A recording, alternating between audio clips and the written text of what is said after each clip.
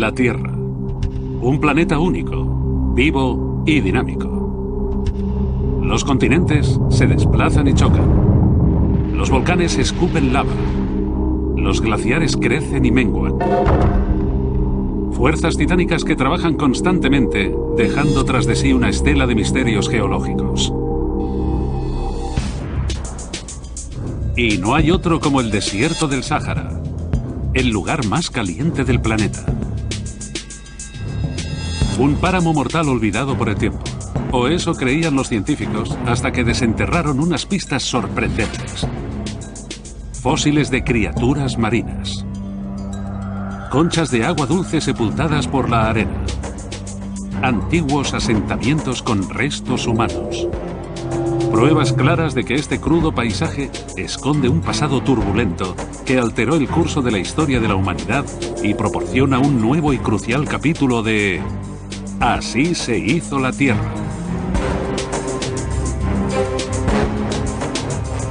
Sáhara. El vasto desierto del Sáhara, en África, es tan grande como los Estados Unidos. La arena de esta gigantesca extensión podría cubrir el mundo entero con una capa de 20 centímetros. Es el desierto más grande y el lugar más caliente de la Tierra. La primera vez que vine al Sáhara me impresionó lo estéril que era. Es como si en la paleta hubieran quitado el verde cuando lo crearon. No hay nada, solo grises y marrones. Y ni rastro de vida. La misión de Jen es desenterrar pruebas que expliquen cómo llegó el Sáhara a ser el erial que es hoy en día. Su investigación comienza en el extremo más oriental del desierto, en Egipto. No en las arenas del Sáhara, sino en una de las estructuras más colosales creadas por el hombre. Las grandes pirámides. Los bloques de construcción de estas maravillas milenarias encierran una pista notable de la historia de estas tierras, de un tiempo muy anterior al de los faraones. Al mirar de cerca estos bloques que forman las pirámides, nos encontramos estos preciosos fósiles marinos. Los más evidentes son estos discos de unos 2,5 centímetros de diámetro. Se llaman numulites y en realidad se trata de organismos unicelulares. El término numulites significa monedas pequeñas en latín. Están entre los organismos unicelulares más grandes que jamás hayan existido. En los tiempos antiguos se extraían estos bloques de las canteras de todo el país y se arrastraban hasta el lugar de construcción de la pirámide. Cada bloque pesaba 2,5 toneladas e hicieron falta 2 millones y más de 20 años para construir la Gran Pirámide. Lo que resulta increíble es que hasta el 40% de cada bloque está formado por los cuerpos de antiguas criaturas marinas como estas. Y lo que es más importante de los numulites marinos es que datan de hace 40 millones de años y solo vivían bajo el agua. Es una prueba de que esta zona, ahora desierta, estuvo bajo el océano en otro tiempo. Es fascinante averiguar algo así. Siempre se piensa en la construcción de las pirámides, pero no se suele pensar con qué están hechas ni en estos fantásticos fósiles.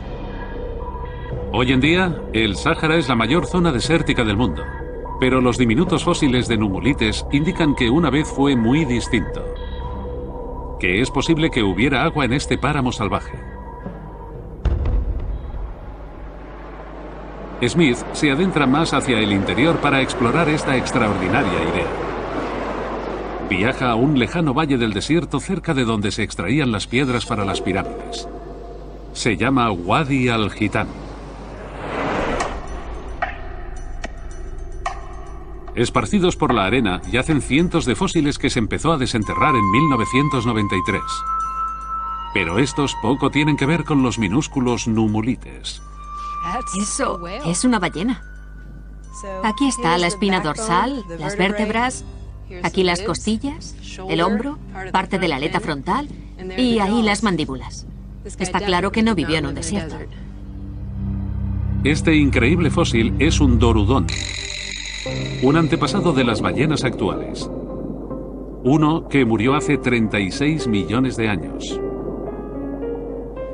En base al tamaño de estas vértebras y a la cantidad de restos que hay aquí, debía medir algo más de 6 metros de largo.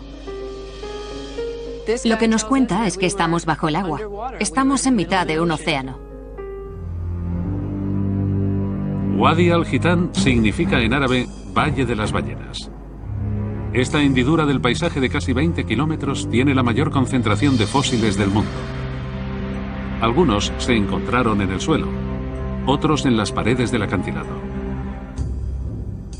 Hasta ahora han encontrado 400 y casi todos de animales marinos, lo que corrobora que el Sáhara estuvo sumergido en el mar. Aquí tenemos el fósil de una cría de ballena. Se aprecia la mandíbula inferior con algunos dientes y el hombro, la espina, costillas. Está muy curvada, hasta el punto en que la cola está junto a la cabeza. Como si encontrar ballenas en el desierto no fuera ya lo bastante intrigante, aún hay otro misterio por resolver. Muchos de los fósiles pertenecen a durodones muy jóvenes, como este. Una delicada malla de roca ayuda a explicar por qué murieron aquí tantas crías de ballena. Mientras que el fósil de ballena nos ha dicho que esto era un océano, estas rocas nos dicen mucho más acerca del tipo de océano que nos ocupa. Se trata de raíces de mangle fosilizadas. Estas raíces estaban sumergidas. Los mangles se elevaban sobre el agua. Como los árboles no crecen en mar abierto, podemos decir que en esta zona el mar no era muy profundo cuando se depositaron estas rocas. Seguramente se parecía a los pantanos de Florida, donde hay manglares hoy en día. Smith ha descubierto la orilla del antiguo mar. La escasa profundidad del agua explicaría la presencia de tantos animales jóvenes. Mi idea es, han encontrado muchos fósiles de crías de ballena en esta zona, así que cabría pensar que esto era una bahía poco profunda y protegida a la que quizá las ballenas venían solo para parir a sus crías.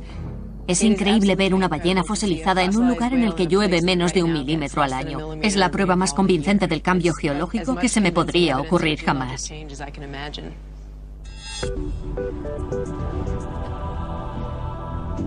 El rompecabezas empieza a tomar forma para revelarnos el pasado oceánico del Sáhara.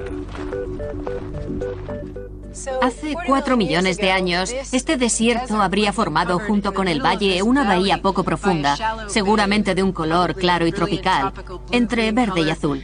La orilla se dibujaría siguiendo el horizonte y habría mangles en las partes menos hondas. La tierra firme habría sido una mezcla de bosques tropicales y pantanos. Las ballenas habrían llegado a aquella antigua costa atraídas por la abundancia de alimentos. Pero su océano estaba a punto de desvanecerse. Los fósiles marinos que se han hallado en Europa o África demuestran que este océano se extendía casi por medio planeta y conectaba a Asia con el Atlántico. Se llamaba Mar de Tetis y sumergía la mayoría del Sáhara. El misterio es cómo y cuándo se convirtió este exuberante paisaje acuático en el erial desértico que vemos hoy. La respuesta no está en los patrones climáticos, sino en la geología. Todo el continente africano descansa sobre un pedazo gigante de corteza terrestre. Es lo que llamamos una placa tectónica. Y hace 40 millones de años, en lo que se conoce como el Eoceno, se estaba moviendo. Así que en Wadi al-Hitan las ballenas estaban nadando por ese océano del Eoceno, mientras la placa africana se desplazaba hacia el norte. África choca con Europa y el mar de Tetis se cierra, pero la placa africana sigue moviéndose. Así que la parte septentrional de África quedó elevada y el mar de Tetis se retiró. Toda la parte del norte de África queda sobre el agua formando tierra firme. Las ballenas de Wadi al-Hitan quedan aisladas y atrapadas en extensiones de agua cada vez menores. El mortal Sáhara se cobra sus primeras víctimas. En su búsqueda de la verdad de la historia del vasto desierto del Sáhara, los geólogos han descubierto ya 2 pistas importantes. Los fósiles marinos de las grandes pirámides de Egipto muestran que los bloques que las forman estuvieron antaño bajo el agua. Los huesos de las ballenas indican que gran parte del Sáhara estaba sumergida por un mar hace 37 millones de años. A medida que las fuerzas de las placas tectónicas se elevaban al Sáhara por encima del mar, se creó un pantano tropical. Para averiguar qué lo convirtió en el páramo que se ve hoy en día, los científicos deben determinar el momento de su nacimiento. Pero las claves de ese misterio han resultado estar escondidas en el último lugar que cabría esperar.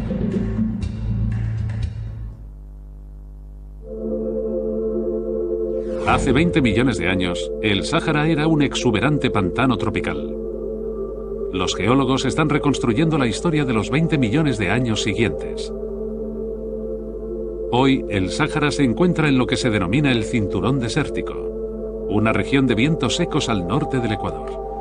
Aquí, los fuertes vientos despejan el cielo de nubes y secan las tierras. Se extiende hasta el desierto de Gobi y por los desiertos del sudoeste de los Estados Unidos.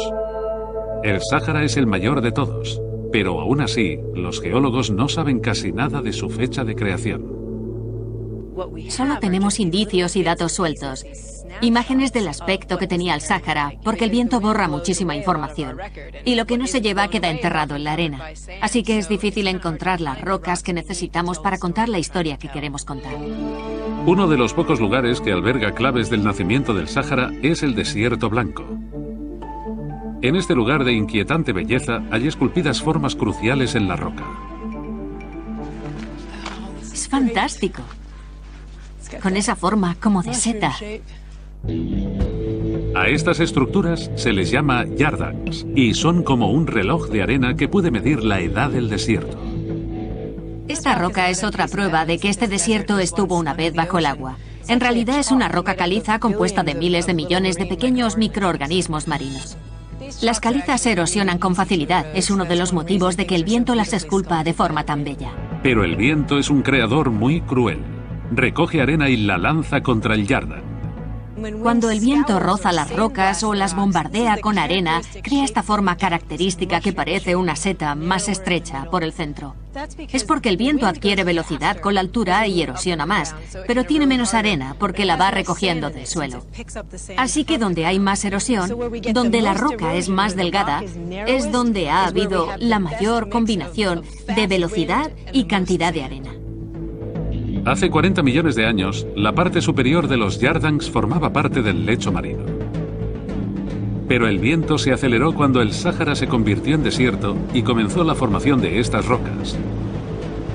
Averiguar cuánto pudo tardar el proceso podría ayudar a determinar la edad del desierto. Es difícil precisar cuánto pudo tardar el viento en esculpir todo esto. Esta roca blanda, de unos 5 metros de alto, tal vez tardó solo entre 10 y algunos cientos de miles de años. Pero para esculpir toda la depresión del oasis haría falta al menos 1 millón de años.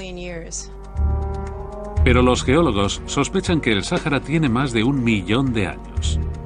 En su búsqueda de una fecha más precisa, pasan a su característica más icónica: las dunas de arena. Aquí en el Sáhara hay tormentas de arena que pueden durar hasta 4 días. La arena azota el terreno. Durante cientos de miles de años, se acumula en dunas que pueden elevarse a una altura de 50 pisos.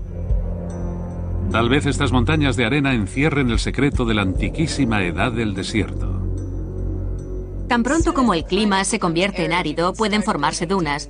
Y si queremos saber cuánto tardaron en formarse, podemos intentar fechar las dunas en sí, pero es muy difícil. La dificultad radica en que estas dunas se mueven constantemente. El viento que las forma también las aleja, moviéndolas a una velocidad media de 15 metros al año. Para obtener una edad precisa del desierto, los científicos deben seguir a la arena hasta el final de su viaje. La arena gruesa viaja despacio y no llega muy lejos, pero las partículas más finas recorren más distancia. Las del tamaño del polvo pueden acabar llegando hasta el océano Atlántico. El Sáhara es la mayor fuente de polvo del planeta. 500 millones de toneladas acaban en el Atlántico cada año. Algunas llegan incluso hasta Florida y crean puestas de sol rojas espectaculares. Pero la mayoría queda depositada en el lecho oceánico, un tesoro de información acerca del pasado del Sáhara. Lo mejor de trabajar con sedimentos oceánicos es que lo capturan todo. Son los registros más fidedignos de los sedimentos que caen de la superficie. En 1995, The Menocal perforó el lecho oceánico y atravesó capas de cientos de millones de años de edad. Cada capa de sedimentos es como una cápsula del tiempo. Los niveles menos profundos mostraban una gran cantidad de polvo procedente del desierto. Así que The Menocal extrajo muestras más profundas, de más de 1 millón de años. Seguía viendo polvo del desierto. Finalmente perforó hasta una capa que se depositó hace 3 millones de años. Y por fin dejó de haber polvo. Hizo falta un viaje al lecho oceánico para descubrir el punto de inflexión entre el paisaje húmedo y tropical y el desierto abrasador. Es un cambio muy sorprendente. Uno no supone que algo tan grande y extenso y permanente como el desierto del Sáhara sea capaz de cambiar de forma tan drástica. Pero eso es lo que nos dicen los registros geológicos. The Menocal había resuelto por fin el enigma de las arenas. El Sáhara es un páramo desierto desde hace 3 millones de años. En la investigación para averiguar la edad del Sáhara, los geólogos han descubierto 2 pistas sorprendentes. Los Yardangs prueban que la arena ha estado azotando el desierto desde hace al menos 1 millón de años. Los núcleos oceánicos profundos dan una fecha más exacta. El Sáhara pasó de ser un pantano a ser arena hace 3 millones de años. Desde ese momento, el Sáhara se convirtió en el abrasador erial que conocemos hoy. Parecía que la geología podía explicar por sí sola la creación del mayor desierto del mundo. Entonces, un nuevo radar montado en la lanzadera espacial reveló un dato asombroso. El desierto albergó en otro tiempo una franja verde entre sus ardientes arenas. Ignición y despegue. En 1981, la lanzadera espacial descubrió algo sorprendente.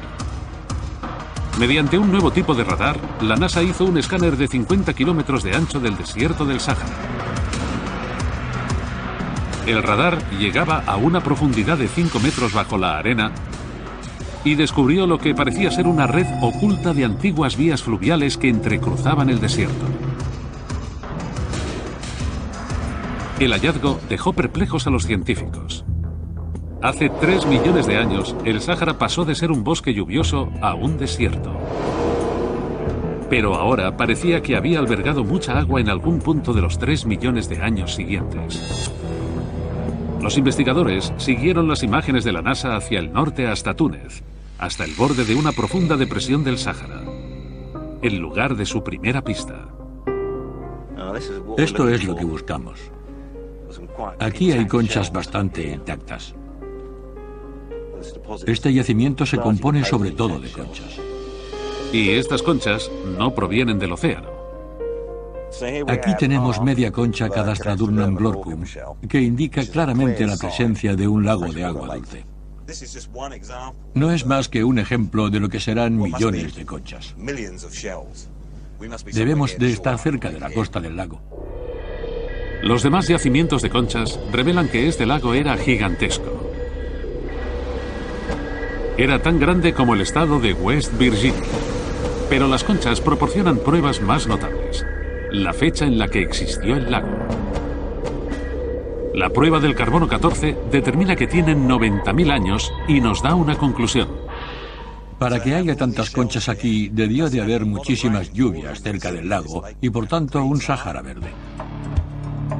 Los científicos se desplegaron por todo el Sáhara para investigar otras imágenes de satélite. Buscaban cualquier hendidura en el paisaje que pudiera indicar que había albergado una masa de agua dulce. Lo que más me gusta de esas imágenes de radar que nos dio la NASA es que podemos enlazarlas al GPS y buscar rastros de los lagos al atravesar el desierto, y algunos de esos lagos son gigantescos. La presencia de conchas de agua dulce confirmaron 3 situaciones de lagos. Estos antiguos lagos eran tan grandes que se les ha llamado megalagos. Este es el extremo de la orilla del megalago. No es más que uno de los muchos lagos del Sáhara Verde. Cuando Drake puso en común las localizaciones de todos los lagos, descubrió un hecho increíble. Bien, esto es el norte de África y esto es el límite del desierto del Sáhara. Aquí está Túnez, con un megalago aquí, y sabemos que hay otro megalago en el sur de Libia y otro mayor aún en el Chad. Si llegaban a su tamaño máximo, cubrían el 10% del Sáhara. Serían pues 3 veces mayores que los Grandes Lagos. Lo que ahora es el mayor desierto de la Tierra albergó una vez varias de las mayores masas de agua dulce del planeta. Los cambios súbitos de clima se han asociado a muchos fenómenos, desde la actividad volcánica a la caída de meteoritos en la Tierra. Pero el investigador del clima Peter de Menokal tenía la corazonada de que no era la primera vez. Acudió a su archivo de núcleos oceánicos. Utilizamos los sedimentos de las profundidades marinas como si fuesen una grabadora de los pasados cambios del clima de África. Viendo los niveles de polvo del desierto en los núcleos de varios cientos de miles de años, descubrió que el Sáhara había cambiado más de una vez. Cuando hicimos estas mediciones me quedé atónito, porque comprobamos que ha habido muchos cambios como este en el sistema climático. Para explicar estos cambios radicales y acompasados, de Menokal consultó más allá del Sáhara en la rotación de la propia Tierra. Más concretamente, en las variaciones de la órbita terrestre alrededor del Sol. La teoría es que estas variaciones hacen que la Tierra se incline levemente. Por tanto, los monzones que hoy inundan el sur de África se trasladan al norte y hacen llover sobre las dunas del Sáhara. Y lo más importante es que las variaciones ocurren cada 20.000 años. Hay una coincidencia perfecta entre el estado húmedo de África y el estadio del ciclo de variaciones. Se remonta a millones de años atrás. Cada vez que el cinturón desértico se traslada hacia arriba, se transforma el paisaje y el desierto se vuelve verde. Lo que más me impresiona del Sáhara es ver cómo unos mínimos cambios en algo tan sencillo como la variación de la órbita terrestre pueden llevar a cambios tan drásticos en el clima de una región tan extensa. Los científicos ya tenían pruebas de cómo y por qué se volvió verde el Sáhara. Sabían que gran parte del desierto estaba cubierta de lagos, pero no tenían pruebas de que estuvieran conectados. Se trataba de enormes depósitos de agua aislados o bien de un sistema fluvial interconectado como sugerían las imágenes del radar de la NASA. Nick Drake recibe la noticia de que en 2009 los arqueólogos descubrieron algo que apoya la teoría de los ríos. Herramientas de piedra no muy lejos de la posición del megalago de Túnez. El primer paso es identificar la orilla del antiguo lago. Este sitio es buen candidato.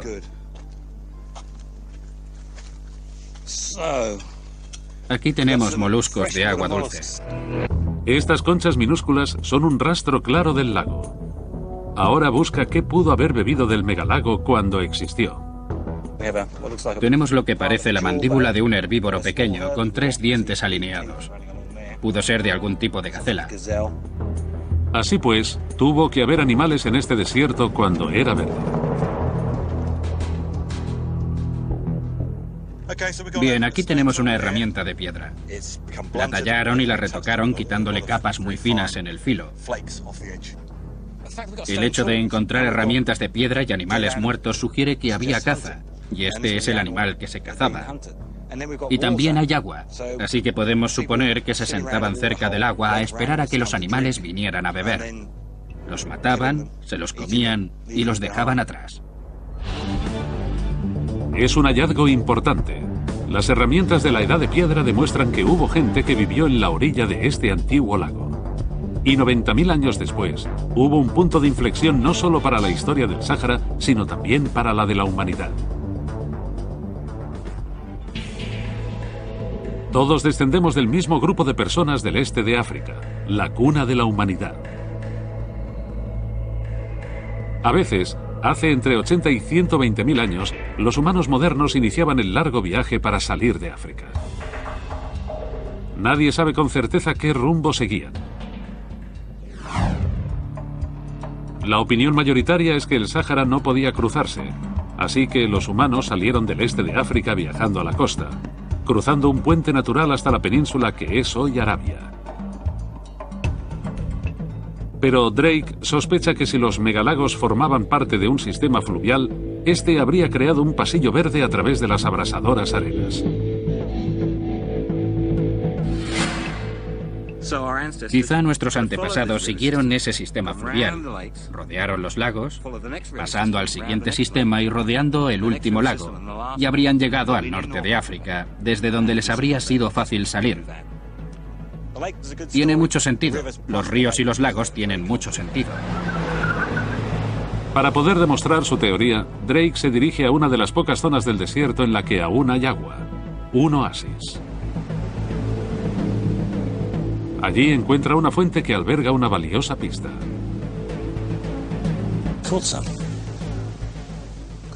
Tenemos algo. Genial, un pez cíclido. Casi todos los cíclidos están al sur del desierto del Sáhara.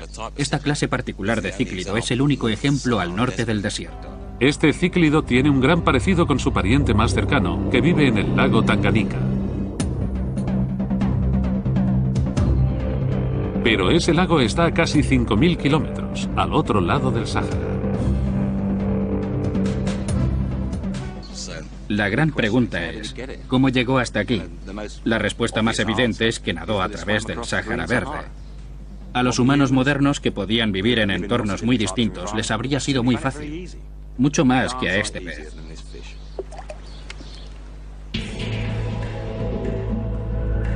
Estos ríos y lagos no durarían. Al pasillo verde le dieron un portazo. Pero ahora, los científicos saben que las variaciones de la órbita terrestre convierten al Sáhara en una especie de péndulo. Pasa de seco a húmedo cada 20.000 años como un reloj.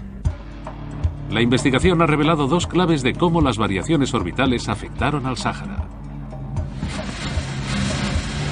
Las conchas de agua dulce de 90.000 años de edad demuestran que el desierto estuvo cubierto por megalagos gigantes de agua dulce. Un pez cíclido muestra cómo un río cruzaba el Sáhara creando un pasillo de vida entre la arena. Pero los científicos siguen necesitando datos acerca de la velocidad a la que ocurrieron estos cambios. Entonces, un arqueólogo egipcio hizo un asombroso descubrimiento en el desierto libio. Un testigo ocular del último cambio del Sáhara, el cambio climático más radical de los últimos 10.000 años. Los científicos que tratan de recomponer la historia del Sáhara han desvelado una interesante historia. Hace 40 millones de años lo cubría un océano. Hace 3 millones de años se convirtió en un desierto. Desde entonces ha pasado de pradera a páramo cada 20.000 años.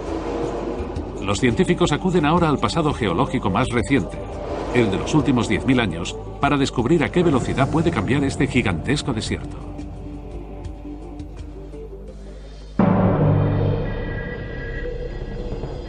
Los investigadores se dirigen a un valle en el interior del desierto libio. La primera clave para desvelar el misterio es un pequeño círculo de piedras. En esencia es la base de una cabaña. Cuesta imaginar que hubiera una casa aquí mismo, en medio de lo que hoy es la nada. El descubrimiento de Hassan es una prueba contundente de presencia y población humana. La estructura de la casa consiste en esta base circular con bloques puestos en vertical que se sacaban del lecho local. Tendría una forma semicircular y estaría cubierta de pieles y ramas, y las personas la utilizaban como refugio. Hassan cree que estas cabañas pudieron haber albergado a una pequeña comunidad de unas 50 personas.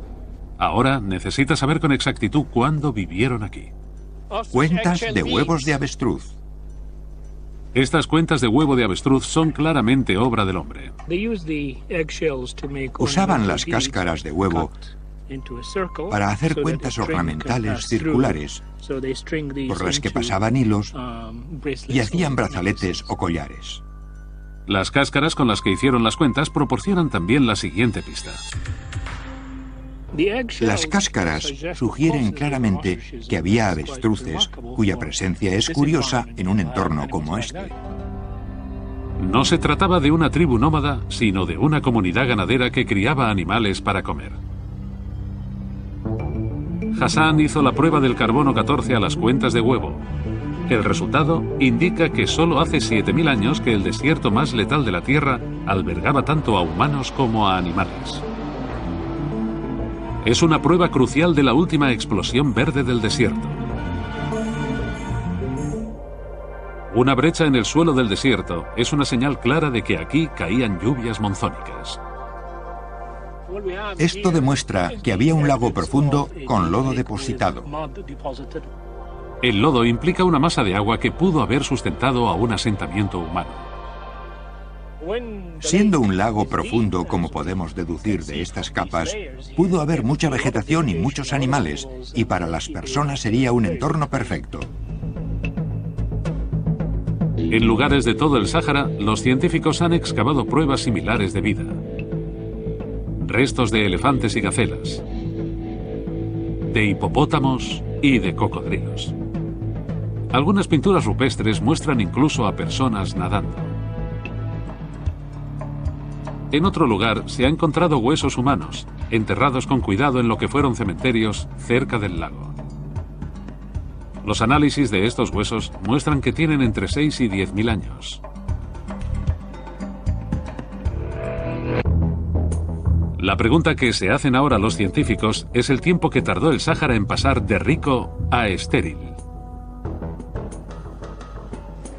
Antes, los núcleos oceánicos demostraron que el Sáhara pasó a ser un desierto por primera vez hace 3 millones de años.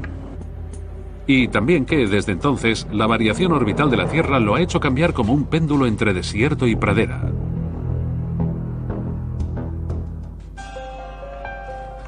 Ahora, el investigador del clima Peter de Menokal trata de cazar el último cambio del Sáhara de verde a desierto, hecho que ocurrió en los últimos 10.000 años. Para un geólogo, abrir este núcleo es como una puerta al pasado. Vaya, es increíble. Mucho más rojo en la parte superior del núcleo. En horizontal, cada medio centímetro de sedimentos representa 200 años. La diferencia de color de los sedimentos es sutil, pero a alguien entrenado le da mucha información. Cuando partimos este núcleo, lo que sorprende es ver este cambio de color tan impresionante, que va de este marrón oscuro más verdoso de esta sección y que proviene de minerales arcillosos que conforman los sedimentos de las profundidades marinas. Pero este rojo brillante proviene del polvo que el viento ha arrastrado desde el desierto del Sáhara. A medida que te desplazas por el núcleo, ves que el color se mantiene hacia arriba. Aquí estamos hace unos 7 u 8.000 años. Aquí está la desertificación del Sáhara. Puedes poner encima el dedo y pasó hace 5.500 años. La proximidad de ambas capas es crucial. Demuestra lo rápido que sucedió el cambio. La transición de un Sáhara muy húmedo y cubierto de vegetación a uno que era mucho más seco ocurrió según este núcleo en el curso de 1 o 2 siglos.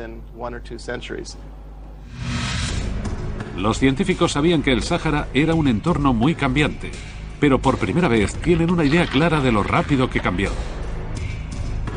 A medida que la variación orbital de la Tierra trasladó el cinturón lluvioso, el regreso del desierto fue rápido y letal.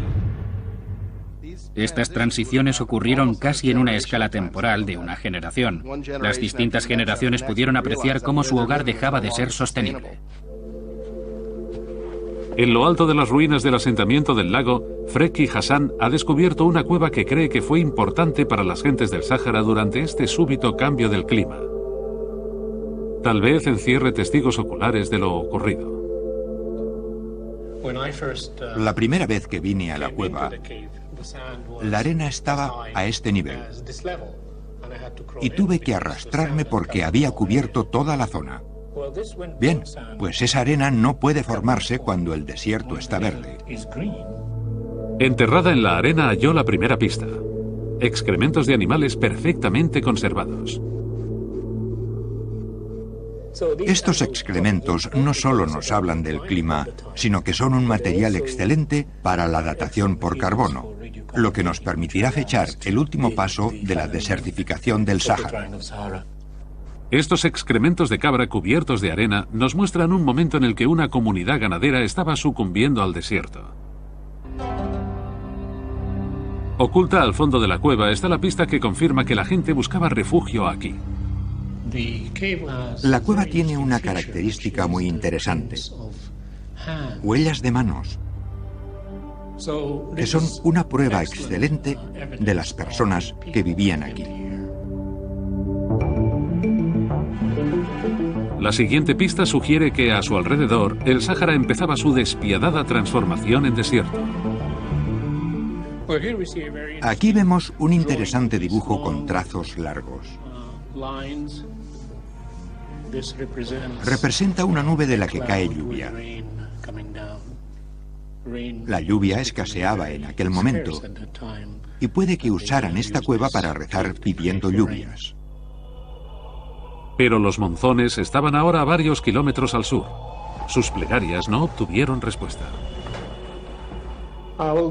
Esta cueva debió de ser un lugar sagrado muy importante para esa gente en un tiempo en que las cosas iban realmente mal. Finalmente, pese a los rituales, la fuerza del cambio fue tan grande que no tuvieron más remedio que marcharse. En esta cueva está la arena y las pinturas de manos que son el último mensaje que dejó la población del Sáhara. La historia de esta cueva comenzó con un desplazamiento del eje de la Tierra que impidió que siguiera lloviendo en el Sáhara. Lo que parecía una sequía interminable convirtió en solo 200 años una región amable y fértil del tamaño de los Estados Unidos en un páramo cruel y abrasador. El Erial que vemos hoy.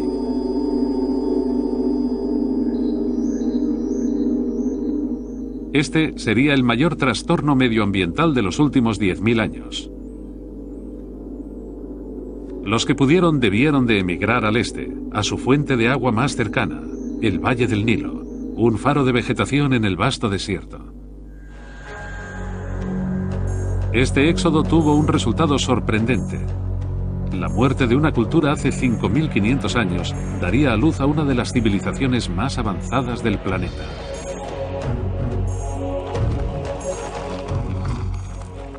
Fue la desertificación lo que propició esta gran civilización. La gente venía de distintos lugares del desierto y establecía sus poblados, y en muy poco tiempo empezaron a unirse los ingredientes para que surgiera la civilización egipcia. En este caso particular, el cambio climático sirvió de estímulo para los acontecimientos más espectaculares de la historia del mundo. La investigación en torno a cuánto tardó el Sáhara en volver a ser un desierto ha desvelado dos sorprendentes pistas. Las cuentas de cáscara de huevo de avestruz muestran que las personas y los animales habitaban un Sáhara verde hace solo 7.000 años. Los sedimentos oceánicos muestran que el Sáhara volvió a ser un desierto a un ritmo muy precipitado, en solo 200 años. La próxima variación del eje de la Tierra no tendrá lugar hasta dentro de 15.000 años. Solo entonces el Sáhara volverá a ser una exuberante pradera. Pero ahora, la tecnología moderna está encontrando formas de acelerar el proceso. La investigación del memorable pasado del desierto del Sáhara llega a los últimos 100 años. En 1956, unos perforadores franceses descubrieron grandes reservas de petróleo en el Sáhara.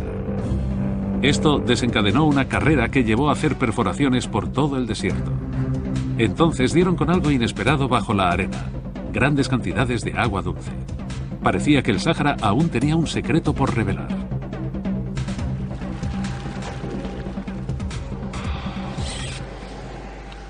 Esto es un típico pozo que se perforó para irrigar los campos, y el agua está bastante caliente, lo que significa que viene de una profundidad considerable. A más profundidad, más caliente está el agua. El agua de los pozos del Sáhara puede llegar a los 65 grados de temperatura. Una temperatura tan alta indica que la bomba saca agua de una distancia tan grande como para que la caliente el interior de la Tierra. Esta clase de bombas puede extraer agua desde 1 kilómetro de profundidad, incluso más. Al no haber lluvias, a veces durante años, este agua tiene que venir de otro lugar. Smith encuentra otra clave. La verdad es que cuando veo las paredes del pozo veo manchas naranjas de óxido ferroso. Se trata de hematita, un mineral que suele encontrarse en las aguas que han estado mucho tiempo en el subsuelo. Esto y la temperatura dan la idea de algún tipo de embalse profundo. Los científicos dicen que, increíblemente, hay grandes cantidades de agua bajo la mayor parte del Sáhara. La clave está en la arenisca. La arenisca la forman capas de arena que han acabado formando piedras a lo largo de millones de años. Lo más increíble de la arenisca es lo bien que retiene el agua.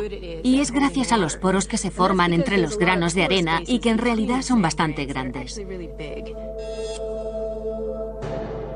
Si derramo agua sobre esta piedra, como habría ocurrido cuando llovía en el Sáhara, la absorbe.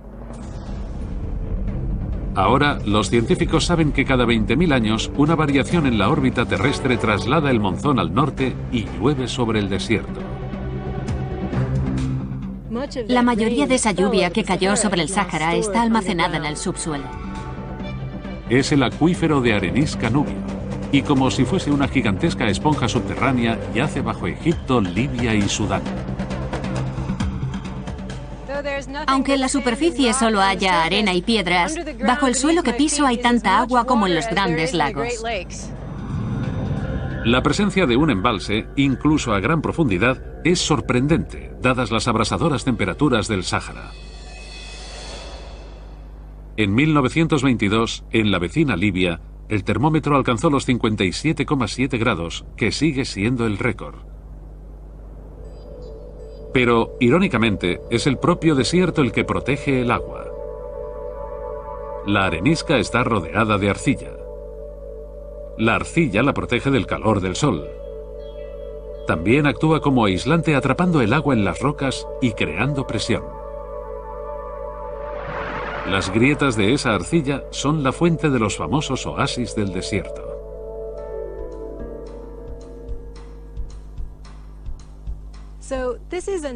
Esta es una fuente natural de agua que proviene del acuífero Nubio y que tiene presión propia.